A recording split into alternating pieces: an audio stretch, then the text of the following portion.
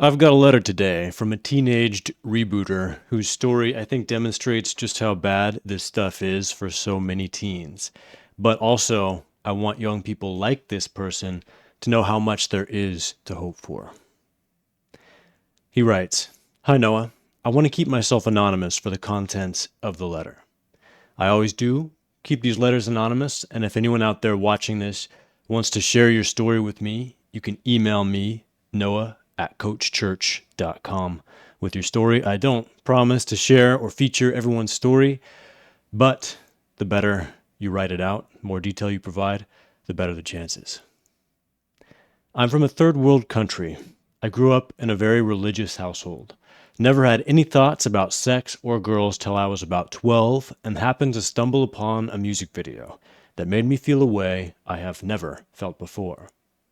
At this time, I hadn't watched porn because I considered it off limits. Then I tried to suppress what I was feeling because I remembered feeling so scared when I watched it, but there was a part of me that liked it. As I said, I came from a very traditional household, and I knew I had nobody to talk to about this. Even if there were, I was too scared and shameful to speak up. I wonder what would have happened had I told somebody, but there is no way to know. I felt the same way that you felt in many regards, especially about being too scared and ashamed to talk to anybody about what I was seeing, what I was going through. And that isolation and secrecy makes everything worse. And it is a tool of addiction that keeps you trapped in that addictive cycle. You're far from alone in falling prey to that. And that is part of why one of my biggest aspirations is to encourage people and families to have more open and honest discussions about sexual health and the effects of porn, the use of porn and masturbation, what are healthy guidelines to follow, what dangers to watch out for. It's something that previous generations didn't have to worry about and didn't have to prepare their children for nearly as much. But now, in the age of the internet, all over the world, even in, you can find a phone and an internet connection in the most remote or poverty stricken places in the world. And where you can find a device and an internet connection, you can find porn. So during this time, I only watched pictures, nothing more. Then pictures started to get boring. At this point, I was only 13, and I stumbled on a website and felt that exact same dopamine rush so hard that I was that scared kid again. It was so scary because it was not even appealing to me at the time, but it was all I had. My life felt too suppressed. I needed to get that energy out, but I was always told that I should stay away from girls for religious reasons. So this was my form of escape. Then, slowly, I got into the videos. I would watch them frequently. Then COVID hit, and at this point I was still 13, and this was the worst time for me to be locked up in a house with internet. I would do this thing 3 to 4 times a day, then I would feel so much shame that fucked up my self-image. I knew it was wrong, but I didn't know what was wrong exactly, and to be honest, I didn't want to know. Yeah, a lot of households, they teach their boys to stay away from girls until they're older, to stay away from sex, premarital sex. And so they think, okay, well, it's not as bad if I'm just watching porn and masturbating. It's not that ultimate sin of having premarital sex. And then they set themselves up to be so wired to a screen that when they do get married, they're unable to feel the joy of that sexual and romantic connection with their partner. And ironically, it leads to a lot more troubles, at least for the clients that I see, than dating or being sexual with someone before marriage probably would have done, at least in my opinion.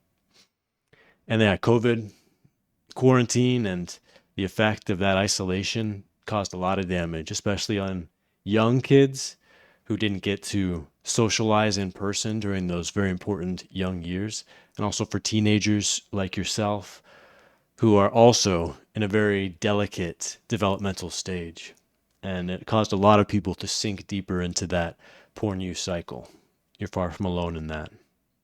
Escalation that you're mentioning here is also an extremely common feature of porn use. It could be escalation in how often you're using, escalation in the type of media could escalate from still photographs to full videos, for example, from downloading stuff to streaming stuff. And it can also escalate in the types of content you're looking at, getting more and more extreme over time. And that's what this man will write to us about. I got some willpower when I was 14, and I went on a 7-day streak, my longest at the time, and I was so proud of myself. Then I broke it and went back to my cycle. I saw my grades die that year in 8th grade. Then came high school, the peak years of teenage experience. I went in with shame, and I always felt that was not enough. I don't think that part is porn-induced, but I know it got worse from the porn. I couldn't walk around with my head held high. I always looked down. I was never giving people eye contact. I was not ambitious. I had no drive. So fast forward a year, in 10th grade, there was this girl I liked, and I was hooked. I couldn't get my eyes off of her. It made me quit porn for a while. Just talking to her over text was enough. And by a while, I mean like 3 days. 3 days feels like a long time when you're a teenager, I suppose. But then she realized I had no drive. I was very needy and insecure, so she would play these games with me. Then a few months later, I found out she was dating one of my friends. That killed me. We all have those scars from early dating experiences, missed opportunities. Don't wallow in regret over that too much. You need those experiences and the pain of those failures to teach important lessons. It was like I wanted to cry, but I felt like porn was a better way to process that emotion because that was all I knew. That gave me a boost to start working out. I still do, but even when I started, that was not enough to help me quit porn. I know people hate on it, but at the time, it was my friend. I loved porn. I could escape my responsibilities and life in a video. Then the things I started seeing progressed into something that even I didn't like. It made me question myself. I tried going on streaks, but it was not enough. I would go max 4 or 5 days. I was a very anxious kid. I feared everything. I couldn't stand up for myself, which made me watch more porn. I hated my life at that point, and I had accepted that I am an addict. People use porn and other addictive substances and behaviors as a solution. It's a solution to problems in your life. It's a solution to difficult challenges. It's a solution to difficult emotions. And it works. And that's what's really dangerous about it, is that it is an effective solution in the moment to those feelings of stress or inadequacy, loneliness, anxiety. The potency of looking at porn and masturbating to it can wash all those other feelings out of your mind. And it's very effective. The problem, of course, is that over time, it gets less and less effective as your brain becomes more and more desensitized to those effects.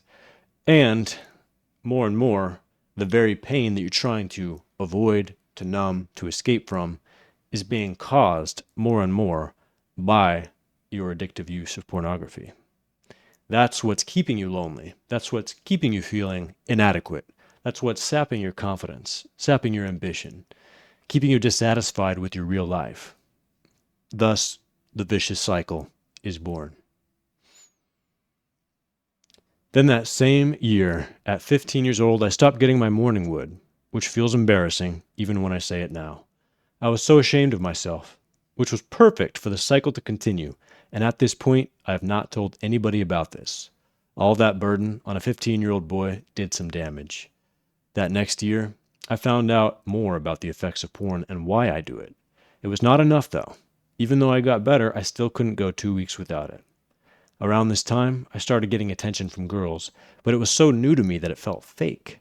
I wanted my porn, which felt normal. I didn't want human connection because I was scared of it. The adolescent brain, it's primed to wire sexually to the sexual experiences that you have in those years of your life.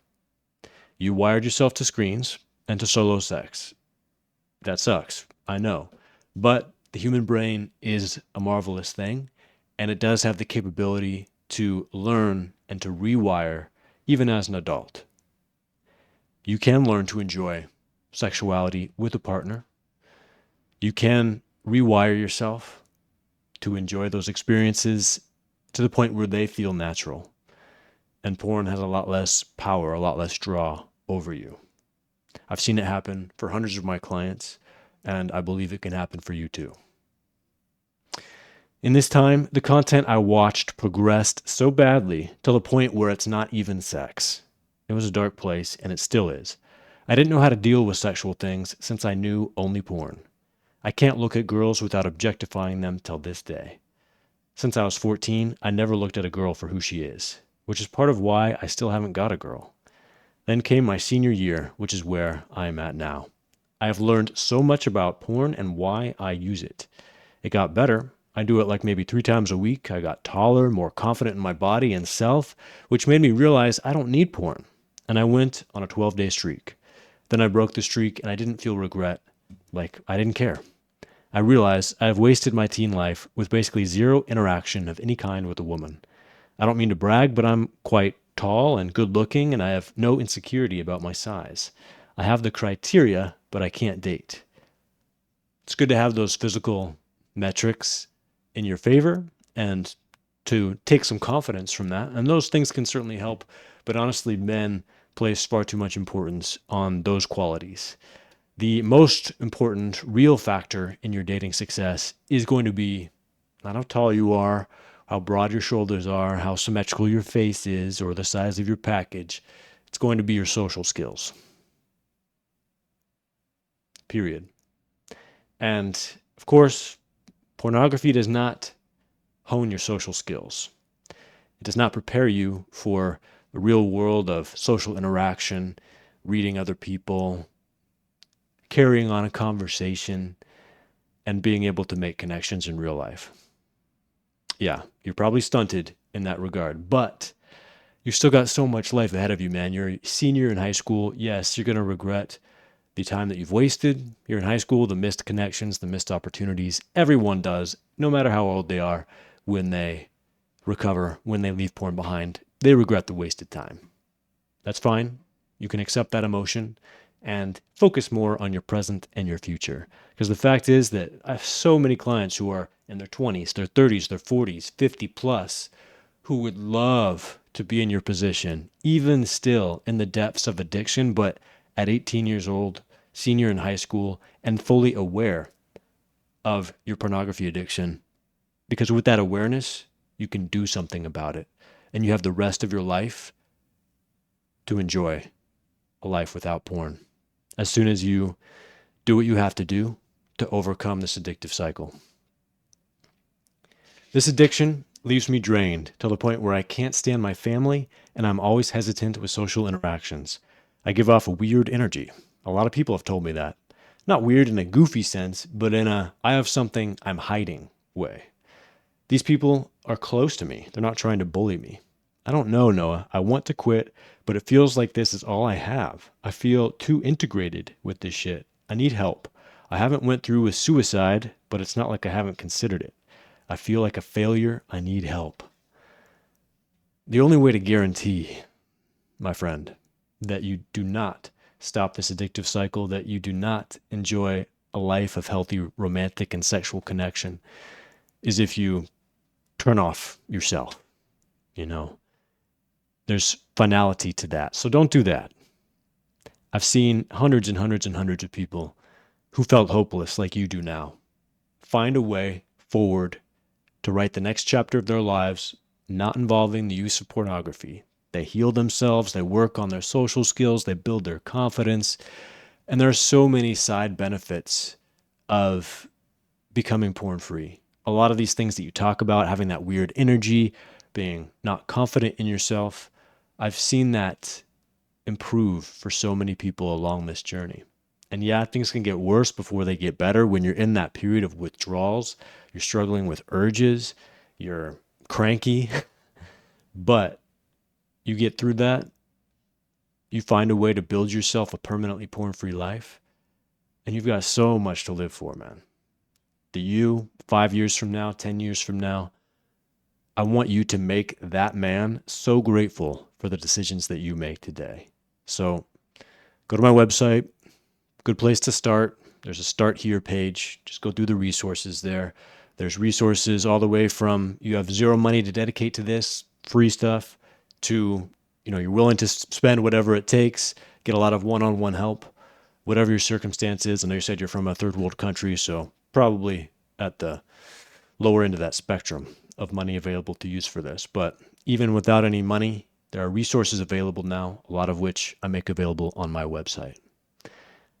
If you're watching this and this story has rung true with you, also go to my website, get my book, free PDF available.